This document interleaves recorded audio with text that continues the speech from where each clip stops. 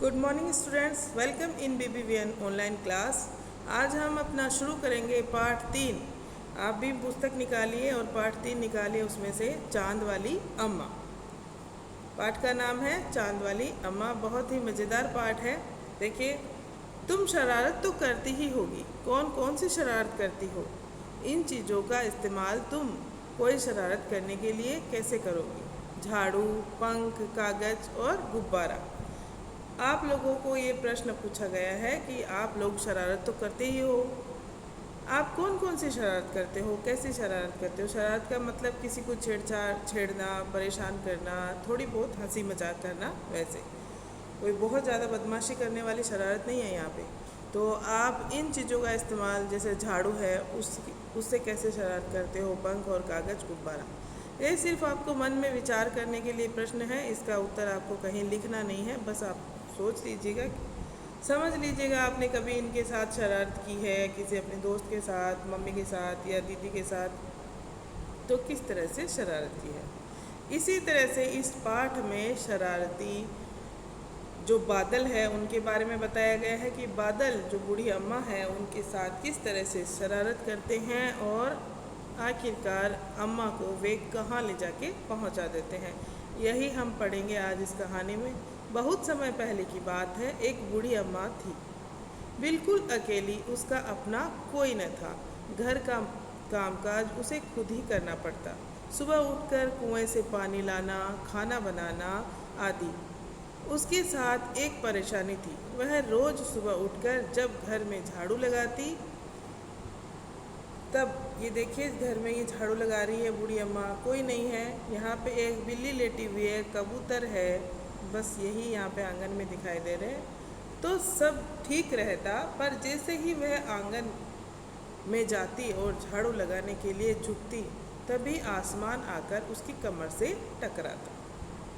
वह जब झाड़ू लगाती थी बूढ़ी अम्मा सुबह उठ के, तो सब ठीक रहता था, लेकिन जैसे ही वह आंगन में झाड़ू लगाने के लिए जाती और नीचे झुकती, तो आसमान क्या करता, उसकी कमर से आके टकराता। अम्मा उसे घूर कर देखती तो वह थोड़ा हट जाता। फिर वह जैसे ही दोबारा झुकती, आसमान फिर अपनी हरकत दोहराता, यानी कि वह जो परेशान कर रहा था वह वाली हरकत फिर से दोहराता कि आसमान आके अम्मा की कमर से टकराता। 1 दिन, 2 दिन, 3 दिन लगातार यही क्रम चलता रहा। अम्मा झाड़ू लगाए और आसमान उसे तंग करे। आसमान अम्मा को बड़ा परेशान कर रहा था, तंग कर रहा था। देखिए यहाँ अम्मा कुएं पे पानी लेने के लिए गई है, तो देखिए क्या होता है। एक दिन कुएं पर पानी भरने को लेकर अम्मा का किसी और से झगड़ा हो गया। अम्मा जरा गुस्से में थी। वह झाड़ू उठाकर आंगन में गई और जैसे ही झुकी, आसमान ने अपनी आदत के अनुसार उसे फिर छेड़ा। आसमान की तो आदत थी, जैसे ही अम्मा आंगन में आके झाड़ू लगाएगी वैसे ही वो क्या करेगा, अम्मा की कमर से टकराएगा। अब अम्मा क्या थी, गुस्से में थी आज। अम्मा ने देखा न ताव और कसकर एक झाड़ू आसमान को दे मारी।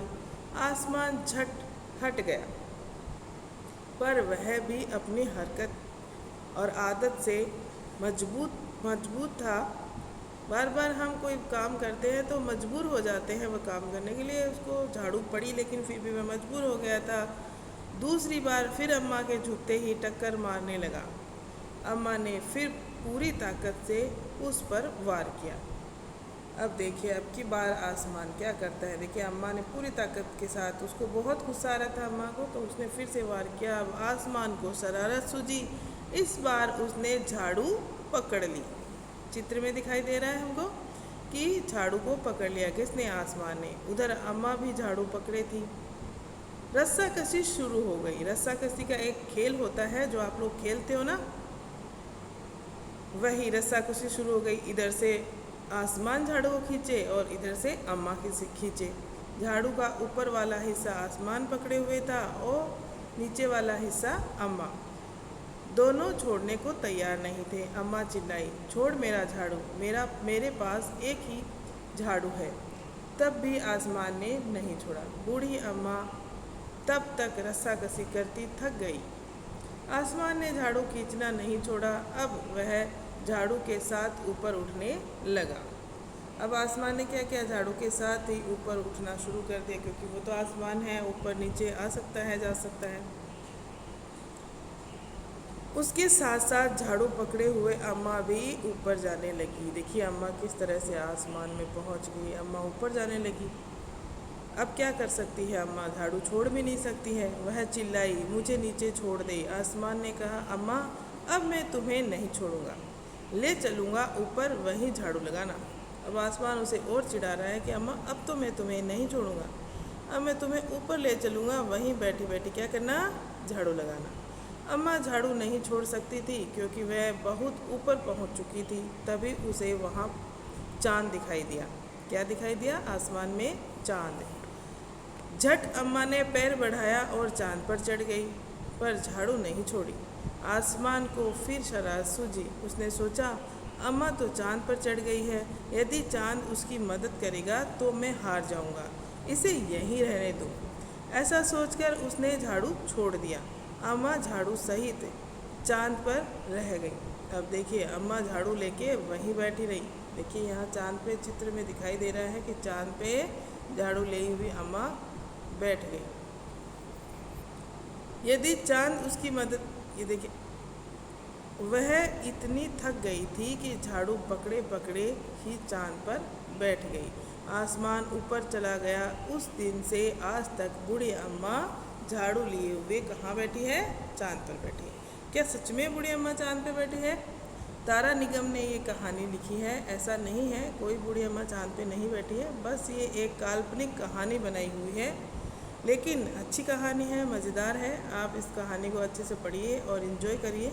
नेक्स्ट वीडियो में हम इसके प्रश्नोत्तर करेंगे, क्योंकि इसके प्रश्नों के उत्तर इस कहानी में ही है। इसको अच्छे से आप ध्यान से पढ़िए। Okay students, thank you.